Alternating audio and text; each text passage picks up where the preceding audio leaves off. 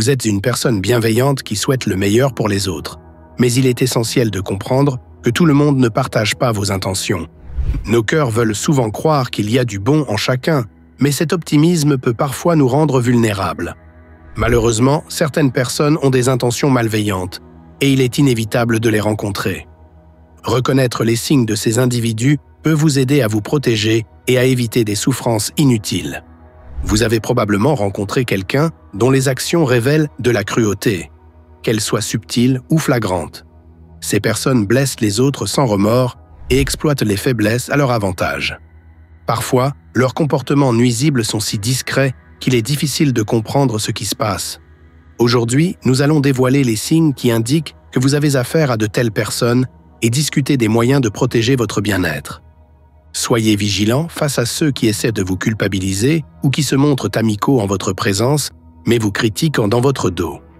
Ces comportements sont des signaux d'alerte, souvent émis par des étrangers, mais parfois même par des membres de votre famille. Bien que la famille soit une bénédiction, certaines personnes parmi nos proches peuvent avoir des comportements nuisibles. Dans cette vidéo, nous explorerons 10 signes évidents indiquant que vous avez affaire à une personne toxique et les actions à entreprendre lorsqu'elle croise votre chemin.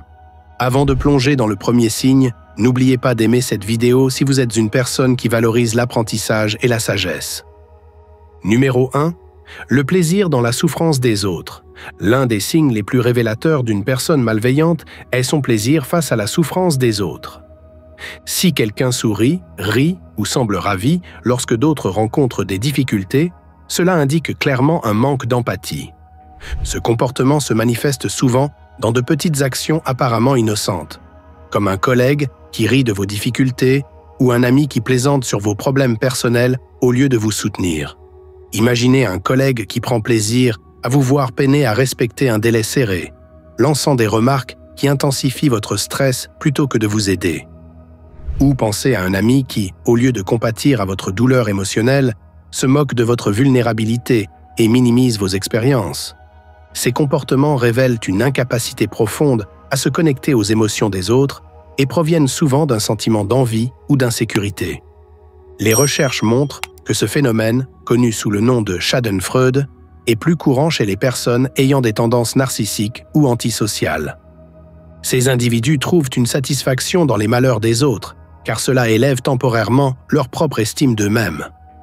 Plutôt que de vous attarder sur leur comportement, concentrez-vous sur la création de distance.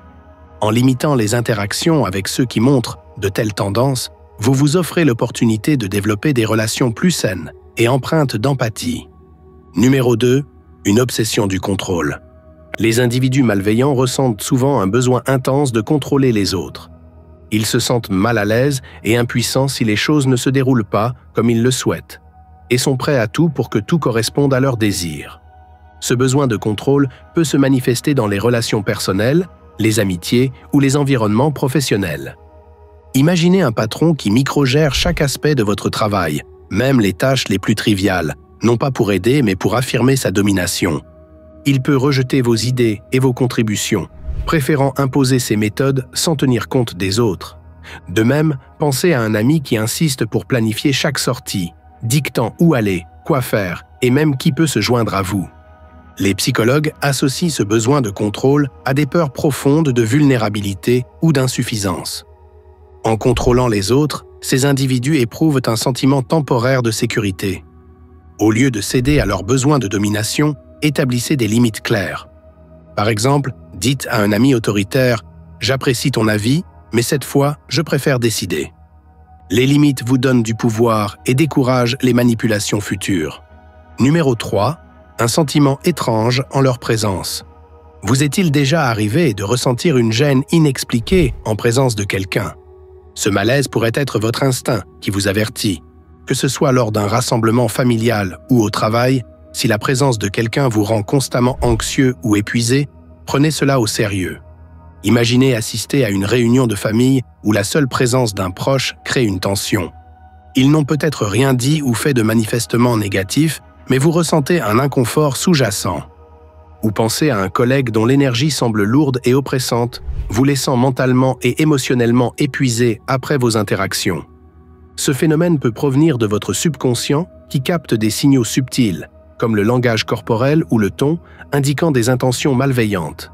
Faire confiance à ces sensations peut vous éviter de tomber dans des situations nuisibles. Lorsque ce malaise apparaît, prenez-en note et réfléchissez à sa source.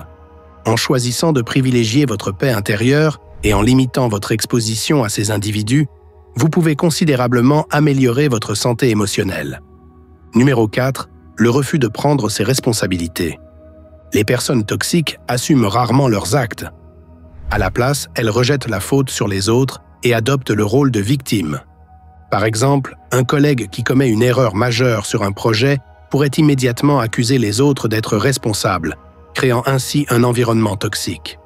De même, un ami qui se retrouve constamment dans des problèmes pourrait refuser de voir son propre rôle dans la création de ces problèmes, blâmant les circonstances ou d'autres personnes à la place. Ce refus de prendre ses responsabilités mène souvent à une manipulation émotionnelle, où vous vous sentez coupable de leurs erreurs. Reconnaître ces schémas est essentiel pour protéger votre santé mentale. Imaginez un projet d'équipe où un membre manque régulièrement des échéances, causant des retards pour tout le monde. Au lieu d'assumer sa faute, il accuse le groupe, prétendant qu'on ne lui a pas assez apporté de soutien. Avec le temps, ce comportement détruit la confiance et crée des tensions inutiles. Lorsque vous êtes confronté à de telles personnes, restez factuel et affirmez calmement la vérité. Cette approche minimise les manipulations émotionnelles tout en vous permettant de garder votre équilibre. Numéro 5. Le mensonge habituel. Le mensonge est un autre trait caractéristique des individus toxiques. Ils mentent non seulement pour obtenir des avantages personnels, mais parfois simplement pour s'amuser. Un tel comportement sape la confiance et détruit les relations. Pensez à un collègue qui exagère ses réussites ou invente des histoires pour attirer l'attention, ou à un ami qui ment sur ses activités pour que vous découvriez plus tard la vérité.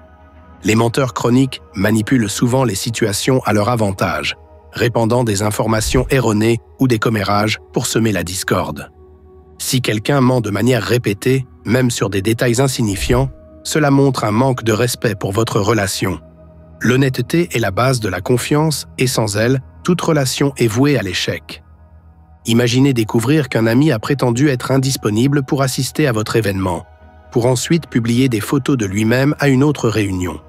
Ces actions révèlent non seulement de la malhonnêteté, mais aussi un manque de respect pour votre temps et votre relation. Confrontez leur malhonnêteté directement en exprimant comment cela vous affecte. S'ils refusent de reconnaître leur comportement, réévaluez si leur présence est bénéfique dans votre vie. Numéro 6. L'absence de remords. Les individus malveillants éprouvent rarement de la culpabilité ou des remords pour leurs actions. À la place, ils manipulent les situations pour vous faire douter de votre perception de la réalité. Imaginez un collègue qui s'attribue le mérite de votre travail et lorsqu'il est confronté, justifie ses actions en minimisant vos contributions. Ou un ami qui fait des commentaires blessants et rejette vos sentiments lorsque vous l'affrontez. Ce manque d'empathie et de remords révèle une nature égoïste et manipulatrice. Pensez à un partenaire qui rejette systématiquement vos émotions, prétendant que vous êtes trop sensible lorsque vous exprimez un malaise. Avec le temps, cela érode votre confiance et votre estime de soi. Ne laissez pas leur absence de remords vous faire douter de vous-même. Recherchez des perspectives auprès de personnes de confiance et apprenez à défendre vos émotions de manière calme et posée. Numéro 7. La cruauté. Certaines personnes toxiques manifestent ouvertement leur cruauté par des paroles ou des actes agressifs, prenant plaisir à la souffrance des autres. Ce manque d'empathie est un signal d'alarme évident. Par exemple, un collègue qui se moque de vos idées en réunion pour vous humilier, ou un ami qui fait des blagues sur vos insécurités malgré votre malaise évident. Ce comportement n'est pas simplement blessant, il est intentionnellement conçu pour vous rabaisser et vous contrôler. Imaginez un camarade de classe qui rit des erreurs des autres lors de présentations, mettant leurs défauts en avant devant tout le monde. Ces actions vont au-delà de la taquinerie. Elles visent à humilier et à diminuer la valeur de l'autre. Répondre à la cruauté de manière ferme et directe peut briser ce schéma. Par exemple, dire « ce commentaire était inutile et irrespectueux » permet de poser des limites claires. Numéro 8. Les avertissements de vos proches. Si vos amis ou votre famille expriment des inquiétudes au sujet de quelqu'un dans votre entourage, prenez ces avertissements au sérieux. Les proches repèrent souvent des signaux d'alarme que vous pourriez ignorer. Par exemple, vous commencez une relation avec quelqu'un et vos proches vous mettent en garde contre son comportement passé. Ou encore, dans un nouvel emploi, des collègues vous préviennent qu'un supérieur crée un environnement toxique. Ces avertissements reposent sur des expériences réelles et ne doivent pas être ignorés. Imaginez votre meilleur ami vous faisant part de ses inquiétudes concernant le comportement contrôlant de votre nouveau partenaire, en citant des exemples concrets. Même si vos émotions peuvent brouiller votre jugement, son point de vue peut vous apporter des insights précieux. Demandez des exemples précis et évaluez leur retour de manière objective. Les schémas de comportement révèlent souvent des vérités que des incidents isolés ne montrent pas. Numéro 9. Le mépris. Le mépris est l'une des formes les plus destructrices de manipulation émotionnelle. Il se manifeste par des critiques constantes et des moqueries visant à vous faire sentir inférieur. Imaginez un partenaire qui souligne sans cesse vos défauts, ou un ami qui ridiculise vos rêves et vos réussites. Ce comportement mine votre estime de vous-même, vous faisant douter de votre valeur. Ne laissez pas les autres dicter l'image que vous avez de vous-même. Vous méritez respect et encouragement, pas des critiques et du mépris. Pensez à un frère ou une sœur qui compare sans cesse vos réussites aux leurs, mettant toujours en avant vos prétendues lacunes. Avec le temps, cela crée du doute et du ressentiment. Priorisez le respect de vous-même en affirmant vos réussites et en vous éloignant de ceux qui ne vous élèvent pas. Numéro 10. La cruauté envers les animaux. La maltraitance des animaux est un signal d'alarme majeur, révélant souvent des troubles profonds dans le caractère d'une personne. Ceux qui nuisent aux animaux ou les négligents font preuve d'un manque d'empathie inquiétant. Par exemple, un voisin qui traite mal ses animaux ou quelqu'un qui garde ses animaux dans de mauvaises conditions montre un mépris total pour la vie. Des études ont établi un lien entre la cruauté envers les animaux et des comportements violents envers les humains, ce qui en fait un signe à ne jamais ignorer. Imaginez voir un ami crier sur son animal pour des erreurs mineures. Un tel comportement peut indiquer des défauts de personnalité plus profonds qui peuvent se manifester dans d'autres aspects de leur vie. Prendre position en signalant la négligence ou la maltraitance est essentiel. Défendez la compassion en vous entourant de personnes qui respectent toutes les formes de vie. Si vous avez remarqué d'autres signes révélateurs de personnes toxiques, partagez vos expériences dans les commentaires. Comment avez-vous géré ce type de personnes et quelles leçons en avez-vous tirées?